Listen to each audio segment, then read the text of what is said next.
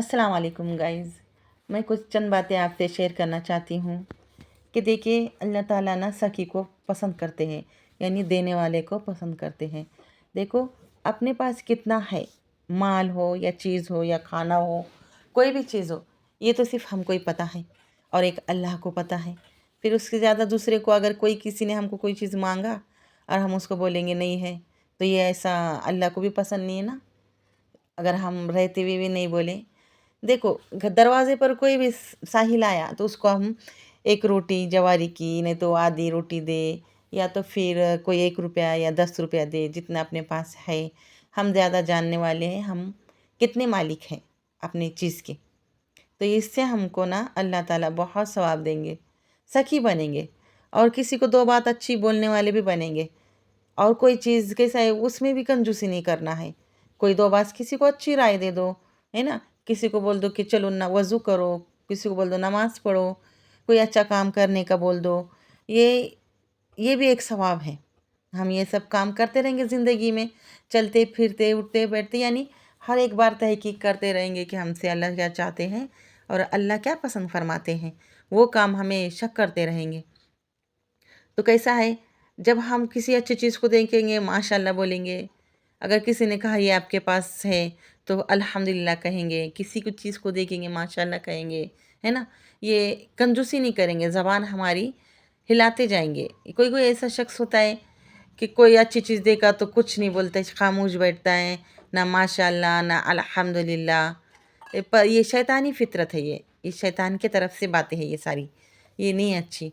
ये हम हमेशा चंचल और अच्छे रहने की कोशिश करेंगे। नबी करीम सल्लल्लाहु अलैहि वसल्लम के ज़माने का वाक़या कहती हूँ कि उनकी एक बीवी थी। उनकी बीवी के पास कुछ गोश्त हदिया आया और उनका एक इरादा था कि हमारे नबी करीम सल्लल्लाहु अलैहि वसल्लम को ये पकाकर मैं खिला दूँगी। तो क्योंकि वो हमारे नबी करीम सल्लल्लाहु अलैहि वसल्लम कई वक्त भूखे भी रहा करते थे, तो एक उनका इरादा था कि एक हदिया आया है और उसको मैं पकाकर खिला दूँगी हमारे नबी को। तो आप सल्लल्लाहु अलैहि वसल्लम आए और कहा कि हम नमाज से आते।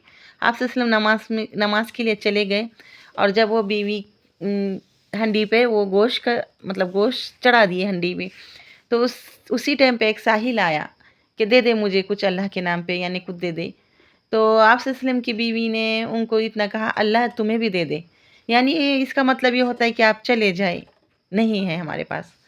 तो ये एक वाक़या हो गया ये। फिर हमारे नबी करीम सल्लल्लाहु अलैहि वसल्लम आए और जब खाना खाने के लिए बैठे तो देखे हंडी में पत्थर थे। तो फिर फरमाया कि कोई साहिल आया था? तो उनकी बीवी ने कहा हाँ आया था। फिर आपने नहीं दिया? बोले नहीं, मैंने इतना कहा कि अल्लाह तुम्हें भी दे दे। तो आप वसल्लम फरमाते नहीं, जब हमारे पास होते हुए भी हम नहीं देंगे तो समझ ले वो चीज़ हम पत्थर खा रहे हैं। यानी अल्लाह ने एक मौजिज़ा बताए कि हम होते हुए भी चीज़ नहीं है करके बोलेंगे तो वो चीज़ हमारे लिए फ़ायदे की नहीं रहेंगी। यानी हम 10 रुपये हमारे पास है और किसी ने 1 रुपया मांगा और हम कहेंगे नहीं है, यानी नहीं, 10 रुपये भी नहीं में शामिल हो गए ना वो। फिर वो 10 रुपये कागज़ का टुकड़े सर का हो गया वो, उसमें कोई फ़ायदा नहीं रहेगा।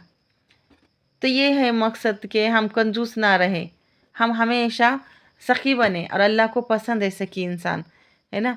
फरमाते हैं कि एक हाथ से दे तो दूसरे हाथ को पता भी ना चले, हम देने वाले बनेंगे।